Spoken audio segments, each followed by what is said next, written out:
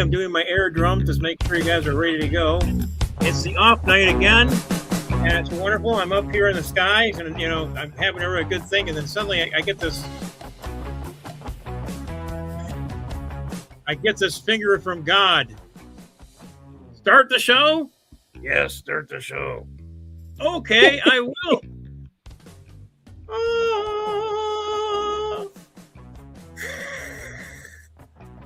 The show will start with Mark Sweetman as your host. And do you know Mark Ziemba? Yeah, I do. You know Mark?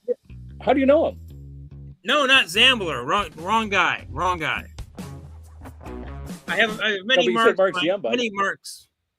I have many Marks in my life, and I for some reason thought of him today. So I know, but you said Mark Ziemba. I just wondered if you knew Mark Ziemba. I know Mark Ziemba, but not Mark Zamba. All right. How do you know Mark Ziemba? Which we may be talking about. Mark Ziemba, I know we're probably talking about a different person. Mark Ziemba is a bass player, and he leads the music team at our kids' summer camp at our church. I don't think that was him. I don't think so. Okay. I know he plays. I know my friend plays guitar, but I'm not sure if that's him. Is he tall? Is he like about 6'3", 6'4"? He's. Hold on. I'm sorry. Let me get you back out here. I'm sorry. I apologize. Let's get rolling. Yeah. So I don't think he's 6'3". No, I don't think it's the same guy. Interesting that that's a strange name, and there's two different people with the same name in the same town. Do you know how many Mark Sweetmans there are in Michigan? One. No, there's like 5 of us. There's a couple up in Saginaw. I don't know. I mean, I thought I was the only one. The most Sweetman names I found as I'm researching this, and my research consists of putting our name into the search box in Facebook, Instagram, Twitter, and all the see how many Sweetmans come up. But the most common one is William, and that's my youngest son's name. So there's more William Sweetmans than any other. Michael is the second most common, and that's my oldest son's name. So, and Mark, there's at least 5 in Michigan, and I think at least 20 in the United States, and then Australia and Ireland are where the rest of the Mark Sweetmans are.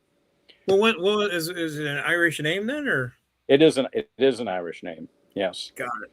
So that makes that's why it's spread out there. Yeah. Okay. Right. I only know of one other Andy Jensen in the state of Michigan, and I don't know him, but he may actually live in Ann Arbor. I don't know. So anyway, how's your day? How's your week been? Well, I tell you, I got helped by a young man named Jason today. I've had a whole week where I was. Is this a Jason we know? Yes, and I'll tell you what he did. Okay, first off, I got my CDL Class B license, P and S. Now I know what a CDL is, but what does P and S stand for? No, PS. No, it's PN. It's passenger and delivery. Well, how do you get P and S out of that? I made a mistake. Okay, I said I meant to say PN, not PS. S is for schools. Okay, so passenger. If I was a bus driver for schools, I'd have to have an S in there. But I am not a school bus driver. So you got P. Was it P and passenger. D? P is passenger. Okay. And N is delivery. Now, how did they get N for delivery? I don't know. It's wherever you put it. If you can put it on the back of I can drive a truck, a straight truck. Cool. A straight truck is basically in front of a truck, but it's attached. It's not a trailer. It's attached. Oh, I see what you're saying. Like a van, like a delivery van, like a box truck or something. It's like a big van, but it has the front of a truck. Got it. Okay? Got it. Straight. I used to drive those. without a license. Well, okay. I guess when probably you and Teddy Roosevelt were riding the same horses too. Okay. Oh, I'm not that much older than you are. Come on. I know. But let me finish my story. Okay, go ahead. All right. So in order to get this thing, I had to get a DOT, which is basically a medical thing. And in order to get that, I have to do a CPAP thing that basically counts up how much time I've been on the CPAP in the last 3 months. In order to get that, I had to go out to, they were supposed to mail it to me. So I waited for a week for these people to mail it to me, but they didn't. And so I arranged for a trip with Jason. He got me all confused, to take me out there to get it so I can go back and take an exam over at Concentra to be able to finally get my license so I can actually go out and get a job as a bus driver. So he was a hero, you see.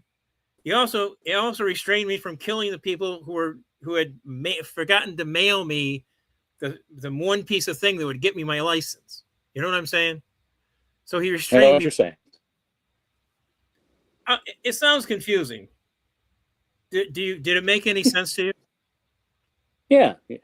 And you'll be now. How easy is it going to be for you to find a truck driving job for a 60-year-old truck driver? Well, I think it'll be easy because I'm going to try a seasonal job. Okay. Right now, there's a couple of jobs in Alaska that will end right at Santa Claus. That's a possibility. There's a job in Wyoming, which will end at the same time in Santa Claus. So it end like in October. So it starts, July. It's actually started already, but it'll end in October. All right. Well, let us know when Monday 8 to 9 is off for you, and so we can pre-plan for that. Or I can try and just get a job here, running the bus from Lansing to the metro and back to Lansing. There's some possibilities there. Oh. And I could just hang out. Cool. And there's also this other possibility in case I can't get a job there is I can go all the way to Milwaukee, rent a vehicle from Lyft, and then drive Lyft vehicles out there in Milwaukee for the next month, living in truck stops and camping out and hanging out at Motel 6s and trying to make a living. That just sounds, yeah, you're making it sound so attractive. I know, but I'll be able to sleep next to the Lake Michigan. That's the big attraction thing is. Got Lake Michigan. Yeah. And Milwaukee has a typewriter museum, the only typewriter museum in the world. We expect a live. Now, if they're open past 8 or 7 Milwaukee time, we'll expect a live report from the typewriter museum. If you go there, if I go there, you bet. There'll be many times we'll be going to the typewriter museum. I'll tell you that. You'll be a typewriter antique expert. You'll be able to go on Antiques Roadshow. You'll be able to go on Antiques Roadshow as our expert typewriter. Exactly. And Tom Hanks, I know he collects typewriters, so I may have an in with Tom Hanks. Okay. Oh, good deal. So hey, get him on the show. We'll put him on here. Hey, sure. You ready to get to Susan's poem? Well, yes, of course. I know we talked a little bit about this. I had told my little story. Wanted to thank Jason for helping me out, and let's talk to Susan. All right. Oh, we could talk more about how Jason helped you out, but let's get the poem out of the way here. I know Susan always has other things. Doesn't always stay with us for the whole show. Get it out of the way. Out of the way. I didn't mean out of the way. I didn't mean out of the way. I meant on with the show is what I meant to say. Okay, it's not a resume. It's just a poem. God's telling me to get on with the show. All right, here we go. June 29th, 2026. David Clayton Thomas of Blood, Sweat, and Tears, the lead singer, has died. He was 84 years. Yesterday, Mel Brooks turned 100 years young. Bet that party was spectacular and lots of great fun. At the Kennedy Center Sunday night, nothing untoward. Bill Maher accepted the 2026 Mark Twain Award. The BBC has a case underway that Trump started. He sued for defamation, but Discovery has outsmarted. Most Americans watching are now beginning to smile. Trump's own $10 billion lawsuit may become a January 6th trial. FIFA World Cup is gearing up in the quest. The teams are all vying to be the best, but something unexpected has happened to TSA. Dear passengers, pack that ranch dressing away. That's your poem. All right. Thank you very much, Susan. And let's get Jason out here. Yeah, we're gonna get Jason out here now. Have him join the festivity. Since we're talking about him, we should have him out here, right? Oh, it's nice of you to bring me out of the closet. Thank you. Thanks. Yeah. Out of the cockpit is what it looks like. There you go. Right. That's right. Yeah. So who is that behind you? That is part of a photograph from World War II, I believe about 1943 or 44. It's called Navy Gunner, and it's partially obscured. Yeah, I see the gun right there. Is that a ball turret gunner? No, he's actually what's known as a PBY. It was the flying boat. Oh yeah, sub hunter and rescue boat, and this guy had just jumped in, swam out, saved one of his buddies, and then climbed back in, grabbed the guns. Very busy afternoon.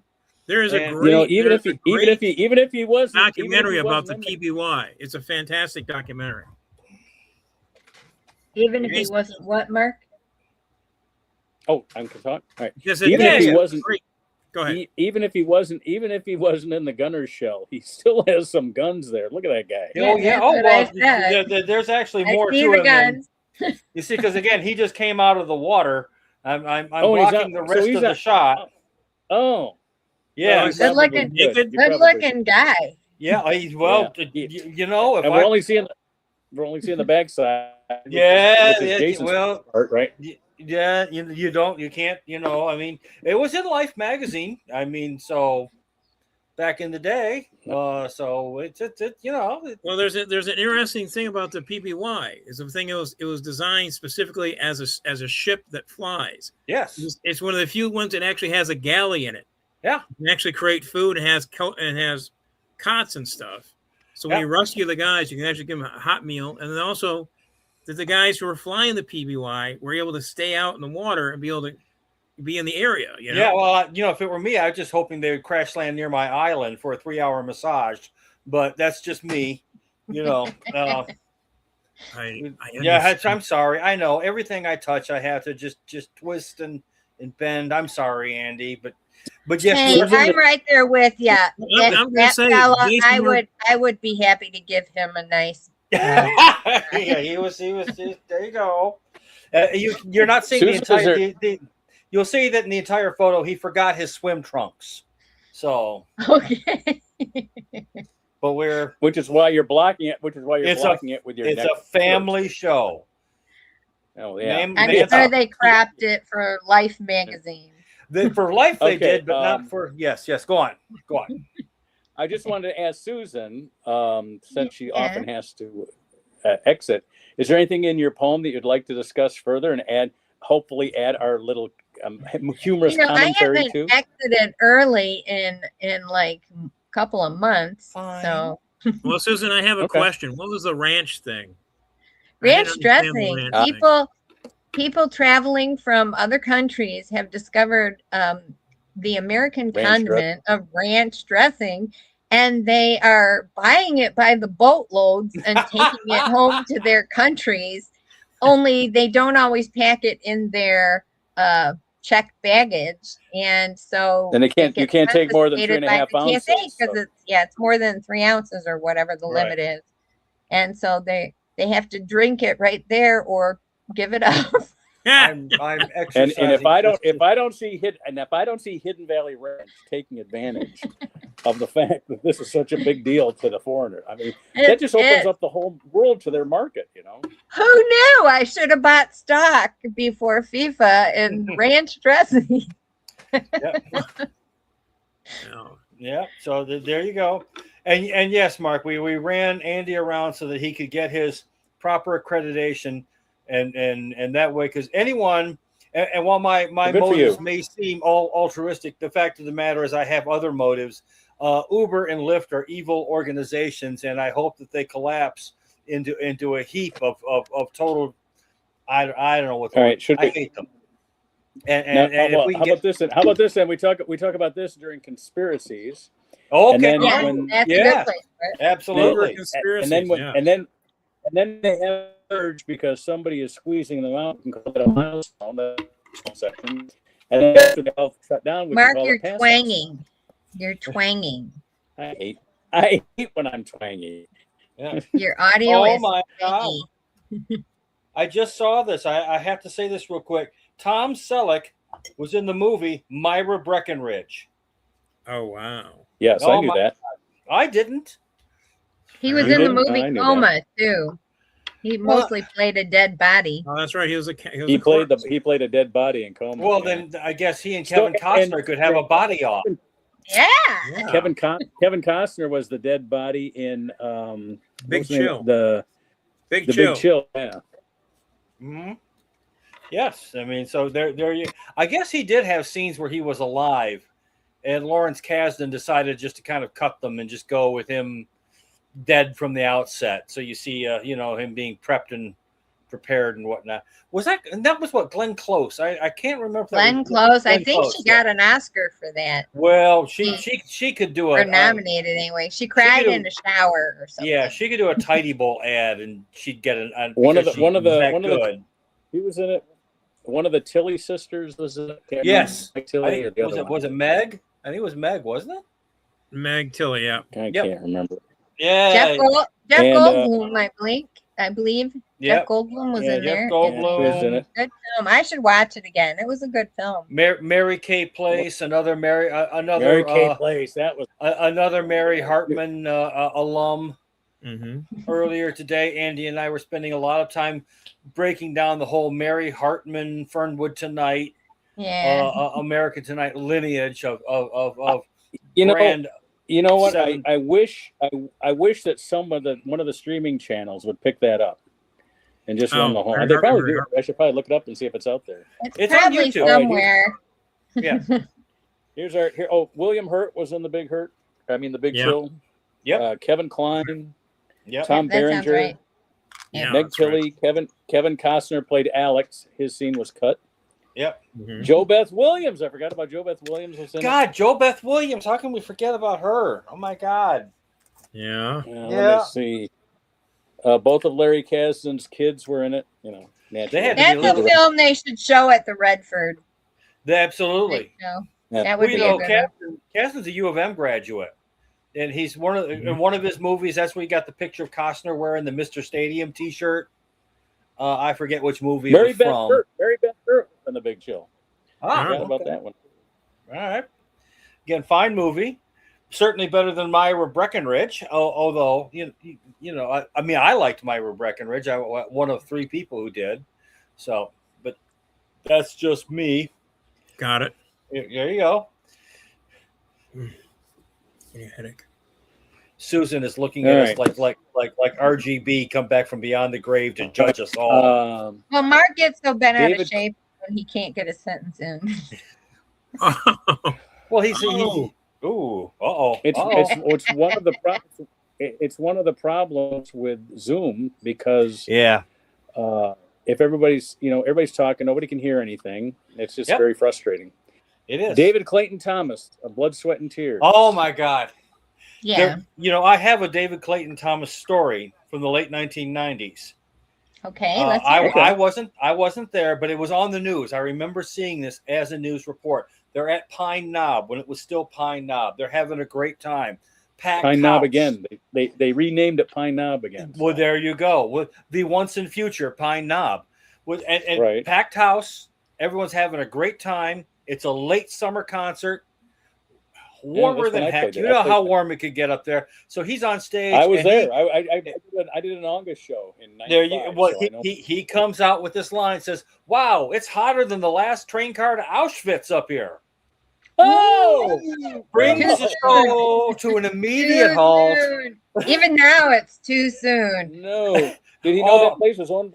Did he know that the place was owned by Nederlanders at that time? The next day, his management was issuing sputtering apologies and saying, "Listen, you got to understand, he didn't know what he was saying. He's an artist. He's an artist.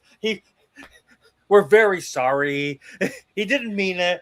Because it's just like, of all the constructions you could, this is like the last sort of chain of words that you want to put together. This is like would be the last selection. This would be the most impossible thing you'd want to say, and yet that's what he found, and that's what he tossed it out. And well, you know, Sammy used to tell that story of David Clayton Thomas when he was on the plane with Cab Calloway. Did you ever hear this? Oh no. Oh yeah, Sammy didn't like him. He's told it on our. I'll tell it again. He's not going to tell it again, so I'll tell it. No, he's not. He was on a plane. Board. He was on a plane and in first class, and of course, across the aisle, he sees Cab Calloway. So he leans over and he says, "Hey, we have something in common." And Cab Calloway kind of doesn't say anything to him, just kind of looks at him, doesn't recognize him, doesn't know who he is, and so David Clayton Thomas goes, "Heidi ho." And so now, so what he meant by that was they both recorded songs called Heidi Ho. Right. They were two different songs, but they were both called Heidi Ho. And Sam just thought that was the most classless thing you could ever do to Cab Calloway. Cringe. Yeah, cringeworthy. Although, Cab Calloway. Let's not take these cringe-worthy moments away from his talent. He was quite the talent. He was. I mean, like he did a great rendition of "God Bless the Child." Yes. I think probably second to. I know we played a lot of Blood, Sweat, and Tears at Wayne State. At WAYN, yep. WAYN. Who didn't love Spinning Wheel? Come on. You did. Yeah, they even. I mean, once that's a great song. Once that hit Sesame Street, it was a forever hit, Yeah, there you go. For those, you see, you guys had kids. You had a reason to watch Sesame Street. If I ever watched it, we're still watching it again, but we're putting on the classics. I watch a channel on YouTube called Sesame Street Classics for my granddaughter because they're much better 50 years ago than they are now. So I try and do the count, and I come across as Gay Count Chocula, so it's not the same. Yeah. It doesn't. The episodes are delightful. There you go. When they jumped the shark when everybody could see Snuffleupagus, and only Big Bird could see Snuffleupagus. That was classic.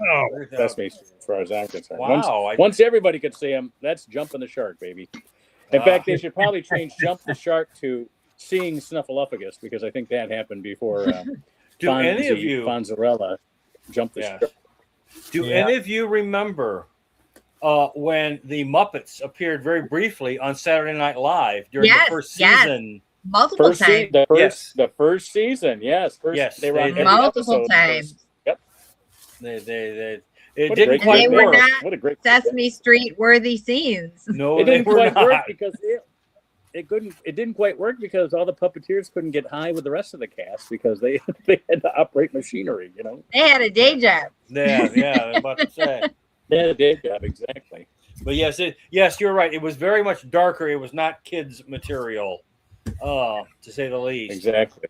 Yeah, but you know what? Jim Henson was always looking to branch out. He really wanted to make movies, and that's what he ended up doing before he passed away. Yeah, so cool.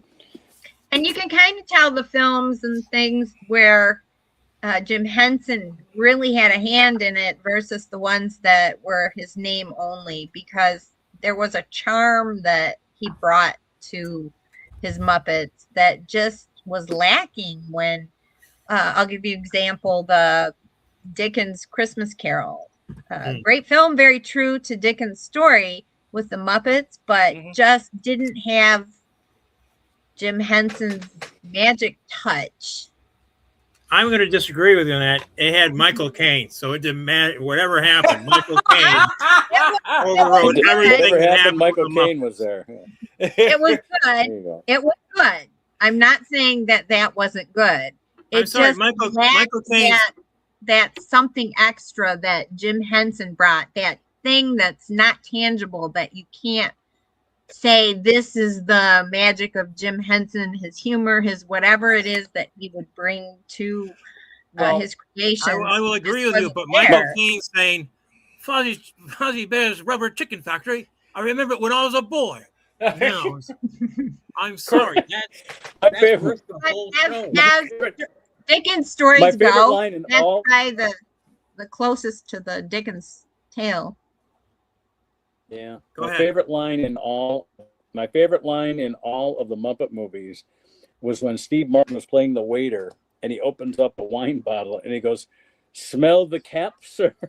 He's like a twist off cap, and I'm like, "Smell the cap, sir." Smell the cap. Thank you. Ooh, well, I mean, way back when it began, let's not forget this guy was just sort of a hippie with sort of an idea of using. Well, Muppet is what a puppet and marionette, right? I mean, it was sort of a new creation, and I mean, he was kind of a free spirited dude, and he died way too young. Yeah, he created a Muppet warehouse or a Muppet factory or a Muppet studio, whatever you want to call it, that didn't limit it to hand puppets or marionettes or any other kind of stick puppets, whatever. He wanted to do everything. So that's how he came up with Muppet. Oh yeah. He did all the puppets for what was that? The guy that did Bluth, the Bluth animator, did a live action film with Henson's puppets. What was the name of that one? Oh, you know what? Dark Crystal? Dark Crystal. Yeah, Dark Crystal. Yes. Yeah. Right off the top of my head, man. Bing, bam, boom. There we go. Very good, Andy. Speaking of off the top of your head, here's another milestone. Mel Gibson turned 100 years old yesterday. Mel Brooks.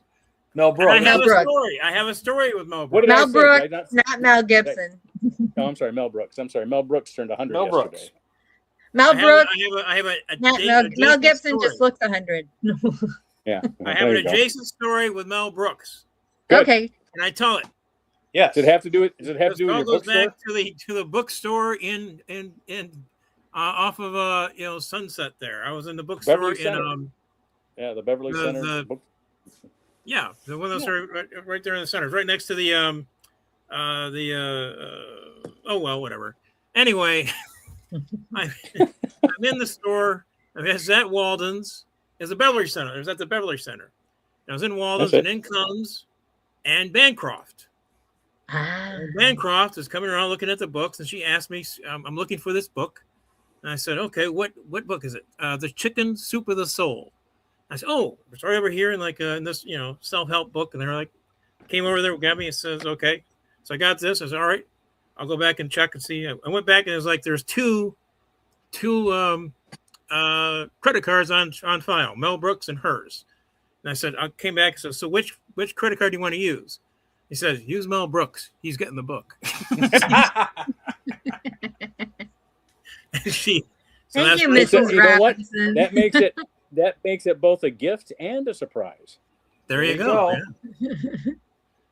So that's my story with her. Yeah. There you go. Oh, I believe the new D-line extension by the Beverly Center, which we sent to Susan and I, probably to you guys. You're getting twangy again, we're big Mark. Public transit people. Oh, I'm sorry. I'll stop. Oh, yes, we have an election coming up in Michigan. Do you want transit in your area? Vote yes. No. Wait, you mean you don't want? Do you want? Communities cannot opt out anymore. So. I don't think Washington is part of that. It's going to cost the average homeowner like $8 if it passes. We need mass transit. So you're talking about the extension of the rail system to Detroit and back, right? Buses. No. We're talking about the bus system. No rail. Oh, the A2 D2 is perfect. I take that every time I go to the ball game. As a matter of fact, we did that this time on Saturday to go and watch the Tigers lose I'm usually near that bus on the Jeffries Freeway when I'm driving to work and coming home. It runs the same route. It's like I should have lived in Ann Arbor, further away, and I could have a bus to work. I always love the jet. It's like you're taking a plunge into Detroit. It's great. I love going down that. What's the fare for that bus from Ann Arbor to Detroit? I think it's like $6 down, $6 back.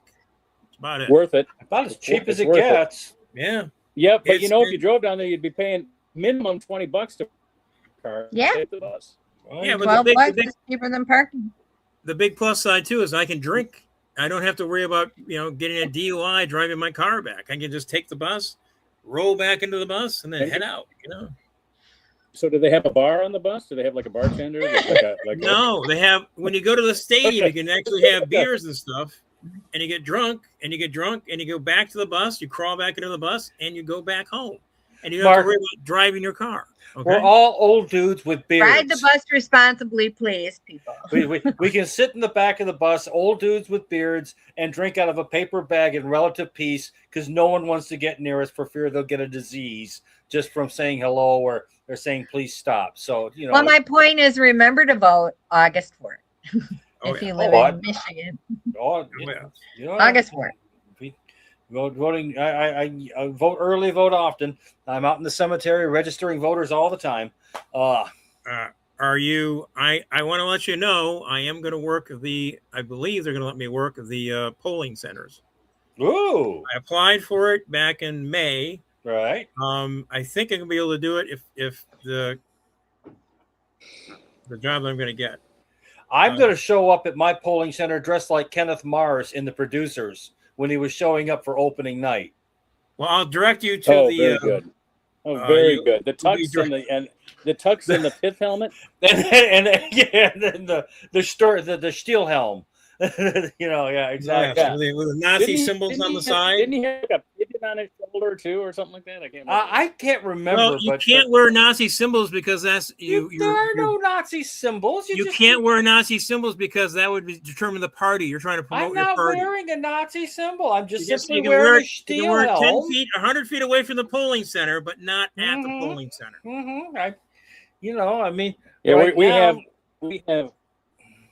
We have Republican operatives going to Detroit stations to try to question voters, whereas Detroit is going to send Democrats out to the wealthy suburbs to remind voters that are there in person that they've left their houses empty. Probably not going to win any votes. Not going to win any votes that way, but it's sort of like a comeuppance, Hey, earlier this year, I was about to be hectored. I was standing in line to get into the Cowboy Junkies concert, and they were all coming down there getting us to sign a petition or something. And the guy said, and I just had to look at him and go, Entschuldigen mich, ich bin Deutsch, nicht schreiben. And he just looked at me and goes, that's the first time anyone's ever done that to me. And I just looked at him and goes, sehr gut, mein Freundin. Sehr gut. Yeah. Good Abend. Just did the whole not from here, total German. I mean, and I do speak with a really bad German accent. So, I mean, I clearly, learned what I could in the 4th grade and never really got much better. And there it is. You could get around Germany. Well, now that Dick Van Dyke and Mel Brooks have joined the 100, the Centurions Century Club, we need to have them do something. They need to have if I'm not mistaken, Angie Dickinson's not that far behind, nor is the lady who was in North by Northwest. She's like almost 100. You remember the beautiful blonde femme fatale from North by Northwest? Angie Dickinson's 94. Well, that's not too 31. Not too far behind. I mean, not Susan St. James. Was it Susan? Oh, I know who you're talking about. Eva Marie Saint. Eva Marie Saint. Thank you. Yeah. She's over 100 already. I think she's already there. How old is Carol Burnett? Does anyone know? She's in her early mid 90s. Yeah. Wow. She's amazing. I've seen 93 years old. God, Eva Marie Saint's 100. Eva Marie Saint will be 102 on Saturday. She wins. She's leading the pack. Carol Burnett's who's the other one? They say with Angie Dickinson. Carol Burnett is about 90, I think. Hold on. 93. She's 93. Born April 93, 26, 1933. Wow. She shares a birthday with my grandfather, although he was born in 1896. Ah, there you go. Oh. But same day. Yeah. Now I'll remember Carol Burnett's birthday. There you go. I mean, come on. How many Saturdays did we get sung off to? Well, we didn't go to bed after her show because we waited for the Ghoul. But still, It was I think she was on at 8:00. I was allowed to watch Carol Burnett's show. I remember her being on. I could be wrong. No, it was I remember. It was Carol Burnett at 8, Mannix at 9, and at 10 o'clock was Medical Center or something like that. God, all those great Lalo we only had one television in the house. Yes. So once her show was over, we couldn't watch. We were one TV. We were decadent American capitalists. We had 2 televisions, one color and one black and white for the kids. Yeah, we got to watch the Ghoul, but I had to hold the antenna. I watched about half of this first Mannix season on, I can't remember if it was Paramount or Peacock or one of those. We got all the streaming services.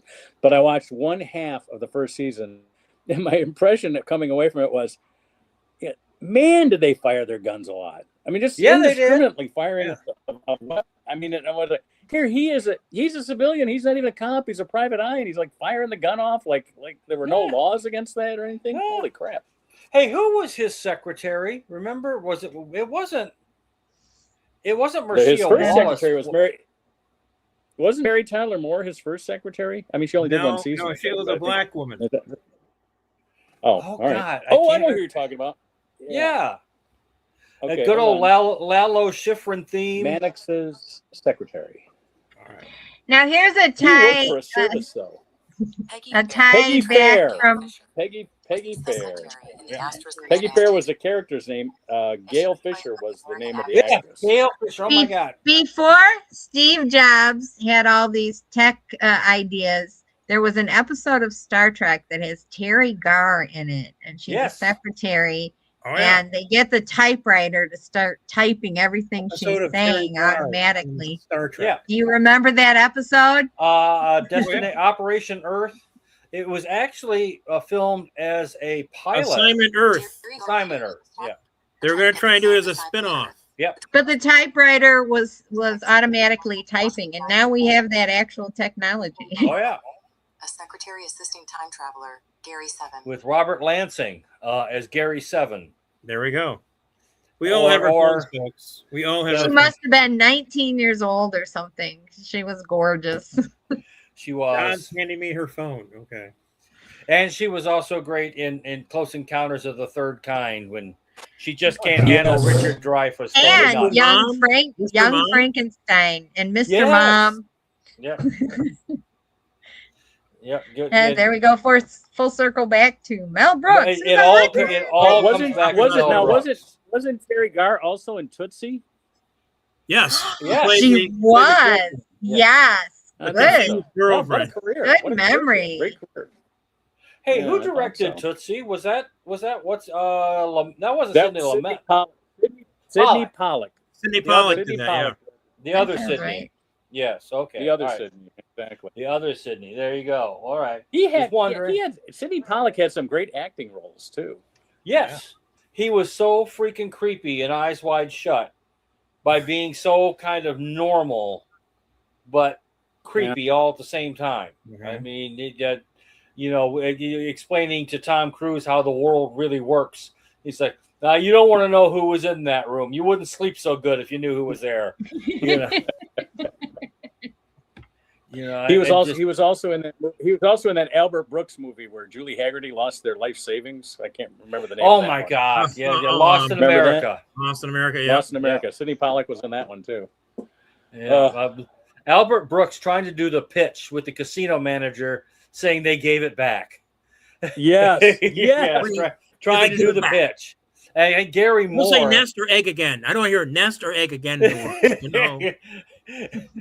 See, you'll be the only casino. Before we get off of Mel Brooks, I want to tell you guys and our audience, you got to go on YouTube. You got to find Jerry Seinfeld's Comedians' Cars Getting Coffee, and see the episode he did with Mel Brooks and Carl Reiner. Oh yeah, great episode with Seinfeld and those two guys. Just really good. They're sitting there with their TV dinner trays. Yes, watching TV, which is what you're supposed to do with a TV dinner. Thank God Carl did not live to see his son butchered the way I don't. God damn, that was tragic. Well, yeah. I mean, whatever his politics were, I don't care. He seemed like actually a pretty nice guy, you know, and he made fun movies, and you know, Jesus Christ, that sucks. It's untreated mental health issues, folks. It's killer. Don't underestimate that shit. That kid of his. All right, on to another topic. Yes. Sorry. Go on. Bill nuclear war. Bill Maher accepted the 2026 Mark Twain Award last night. Go. And we won't see it. He's going to air it on the 21st of July. I think there's some conspiracy theories there, you know? Yeah, I've been looking for it. When are they airing it? Dinner with him, like Bill Maher had dinner with him a year ago, so now, you know, he wins the Kennedy Center Mark Twain Prize. I don't know. Yeah, I don't know. I wouldn't say that.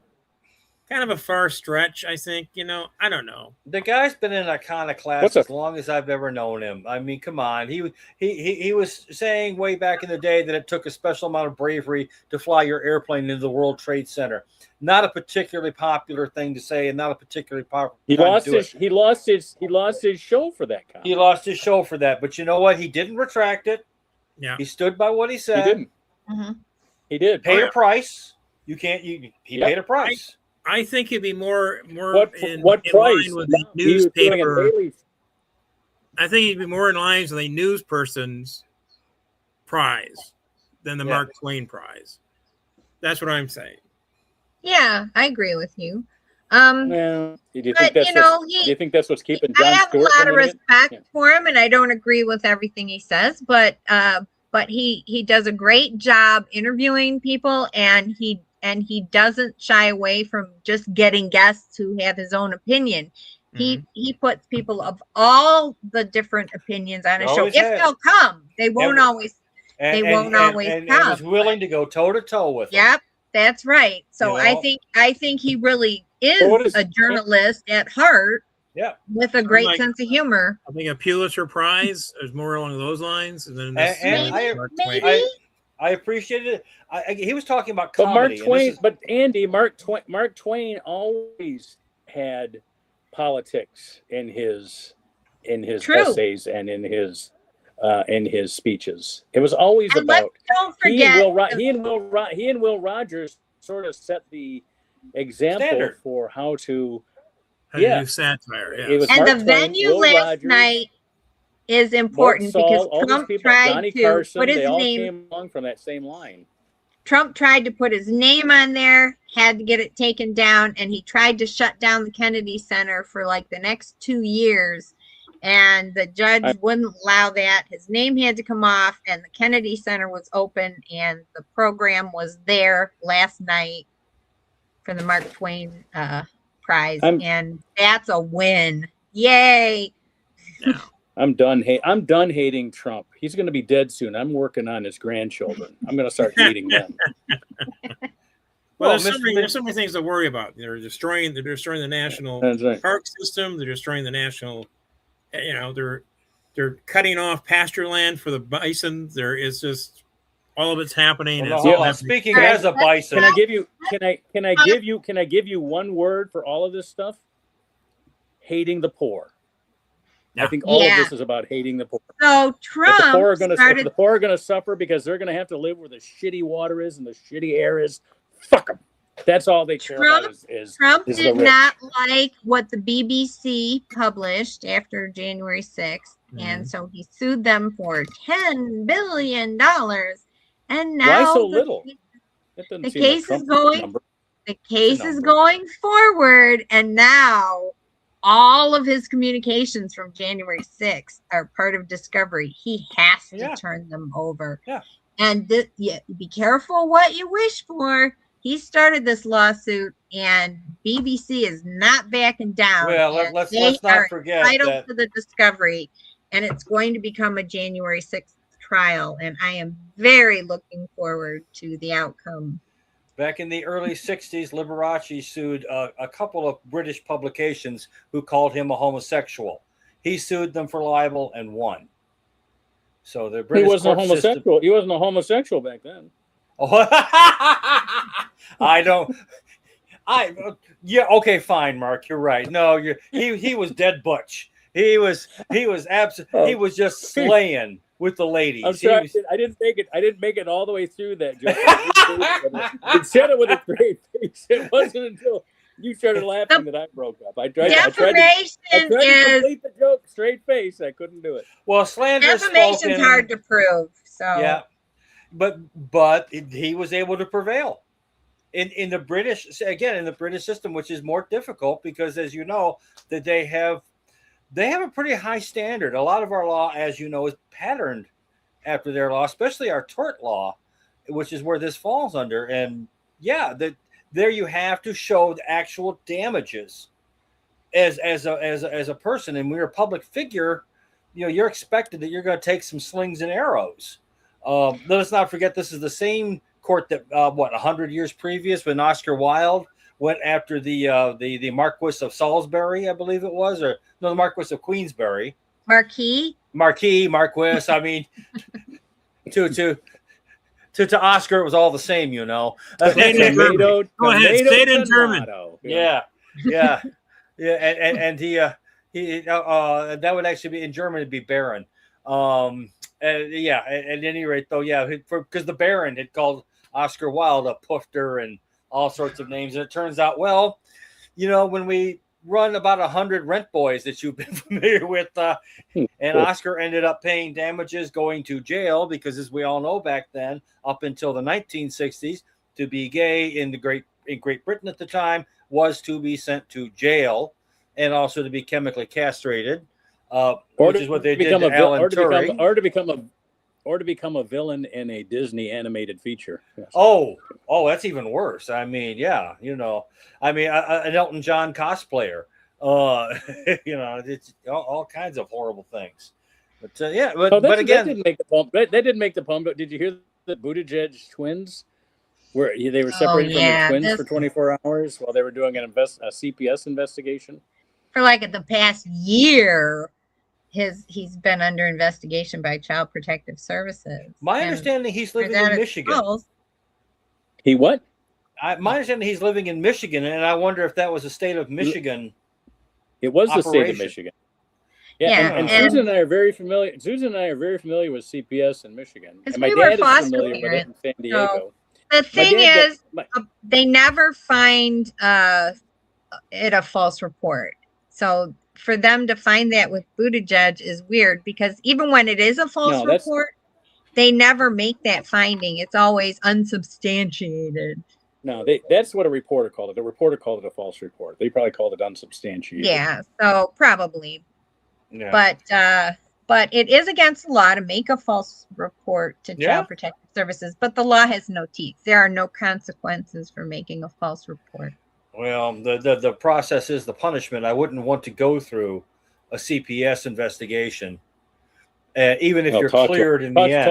Talk to us off camera. No, you guys probably could relate horror stories. It's been a long used tactic to go after people you hate, like your nasty neighbors. I'll call the cruelty on you. It used to be child cruelty. He worships someone named Stan. Oh, I'm sorry, we misspelled that. Yeah, exactly. So, sorry. Yeah, there you go. All right. Well, we only got 10 minutes left. We already talked about passings with Clayton Thomas. Is there any other people that passed this week that we want to mention? Can you think of? If you can't think of any, we can just go on to the next one. Yeah, let's just move on. I was going to say Rex Reed, but that was back in May. So never mind. Milestones. I got a milestone for you. This is a Detroit-related milestone. Last night, was the night that 50 years ago, last night, Mark the Bird Fidrich made his national debut on Monday Night Baseball on ABC. Right. And he basically shut down, a complete game, shut down the Yankees completely, who, well, they were the Yankees, right? Right. And he became known as Mark the Bird Fidrich that night. He was, And tonight, the Tigers are playing the Yankees. I think 3 games. 7 o'clock. Yeah. They're playing right now. If you're watching on Fubu, it's in Spanish. What's the score? Oh, I can watch it on Fubu in Spanish? Woo. Yes, why not? Fubu in Spanish. Can I get Fubu? Oh, goal! You're going to Spanish hell for that. I know. It's a Here's a Mark Fidrich story. Back in the 70s, he was pitching, and a couple of high school girls who were 16 years old followed him home and showed up at his house. And that made the news. I don't remember that. And one of those 16-year-old girls was in my Spanish class. Oh, no. I was not there. I was not one of those that followed him home, but I knew what the girls who did. They were from my high school. If I'm not mistaken, that's when Ralph Houck was our coach. Yes, Ralph Houck. Yes, the general. The General Houck. Oh, okay. We're running out of time. Do we want to do conspiracy theories, or do we want to get right to Andy? And if we have time, I think we should get to Andy. Andy. All right, let's get right. Let me do an intro. Let's Jason introduce this segment here. Okay. And I've come to really appreciate, because we're going to hear tonight an interpretation from Andy Jensen, who's going to bring together with his constellation of voices from the ocean of various talents that he has to draw upon, and to reinterpret a late 80s existential classic that truly draws upon what the working class were facing at a pivotal time in our history. Ladies and gentlemen, Andrew Jensen performing Love Shack by the B-52s. I love this.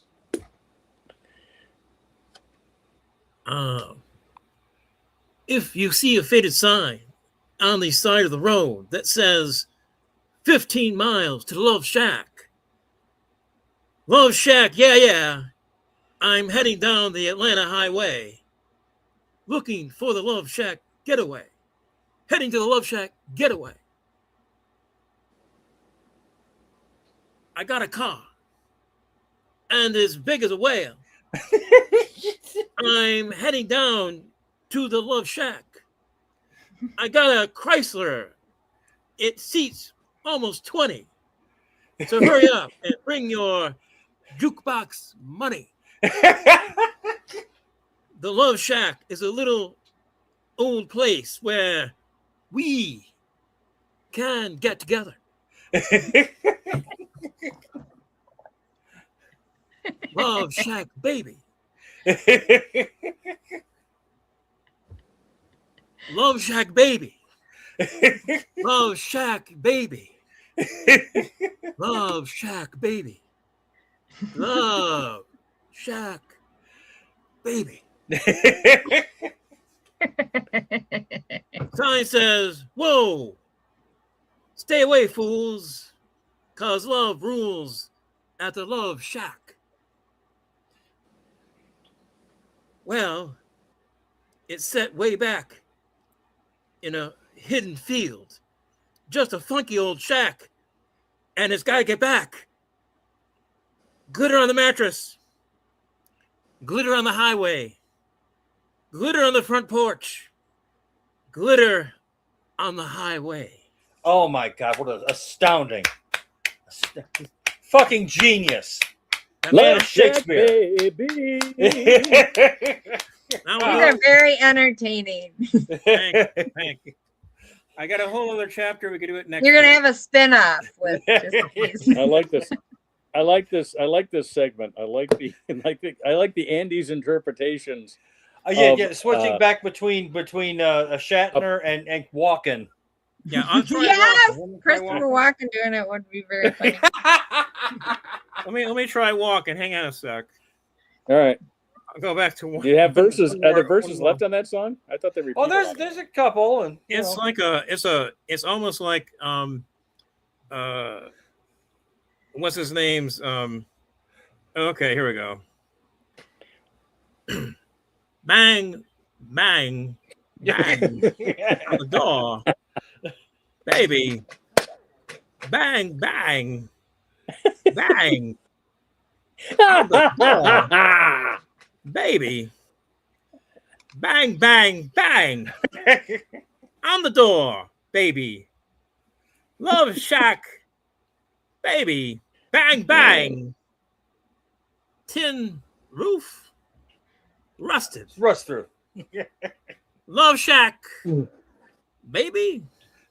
Wow. Wow. Here we go. That was Andy's idea, and I think obviously we see the clarity that he brings, the richness, the stripping away and bringing it down to its most elemental feeling and sound, so that we can appreciate it. Minimalist poets struggle for decades and don't. Lou Reed on his best day couldn't achieve this sort of clarity that Andy is bringing to this.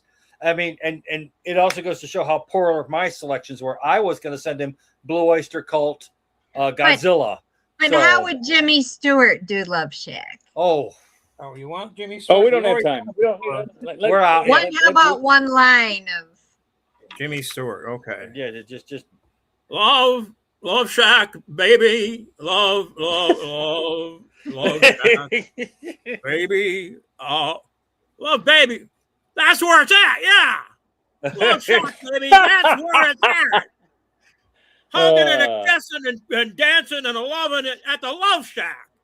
You may want to edit this down to more poetic form. Yes. Just the Love Shack.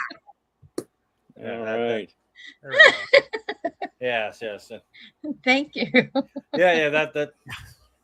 I enjoy Love Shack, baby. Love Shack, baby. Love. It's better than just karaoke. That's for damn sure. So yeah, I wish I could get the guy who actually sings it, his voice down, but and honestly, my voices are disappearing. I'm getting too old, but those were fine. That happened. Well, we're reaching the end of our hour. Did you want to do a conspiracy? I believe that Spielberg will be arrested for stealing scripts.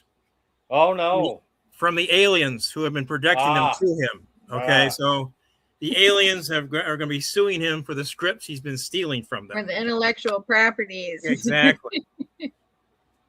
And apparently it's going to be a very interesting court date. They want us to go out there to Alpha Centauri, but it's going to be a very tough run to get up there. Good. All right. Anybody else got a conspiracy theory? After spending this amount of time covering the backside of the gunner, I'm just spent. I can't do anything. I'm done.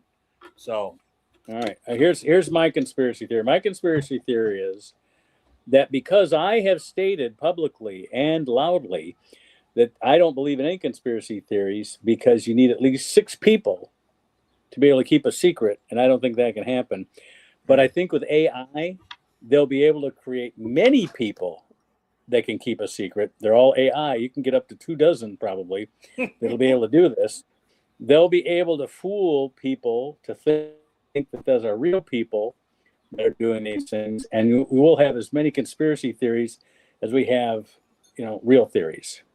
That's my conspiracy theory. I do have one theory, is that aliens are the worst drivers ever in the universe, because they can hit this planet with it's like we're in the middle of it's got 99% void out there, and they suddenly hit us. And they hit us. Yeah, that's kind of peculiar. Not only that, we're 3/4 water, then they always get on land.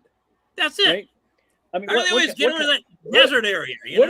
What are the fish saying? The fish are going to the fish. I had a conspiracy, but Jason didn't think it was a real conspiracy. I don't know. Let's hear your conspiracy. No, you can cut it with a knife, but you can't cut it with a knife 3 weeks ago. But now you can cut it with a knife.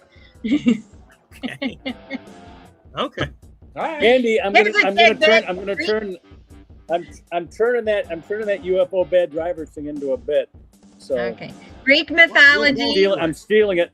I'm stealing it. Yeah, I'm stealing it. I think that's going to make a great We'll do fit. different versions of it, but we'll do it. Okay. All right. Well, my version is going to be based on how the fish react with the other fish once they've been taken aboard the spaceship. Okay. All right, that sounds good. All right, take it easy, guys. Have a good night. All right, we'll see everybody later. All right. Adios.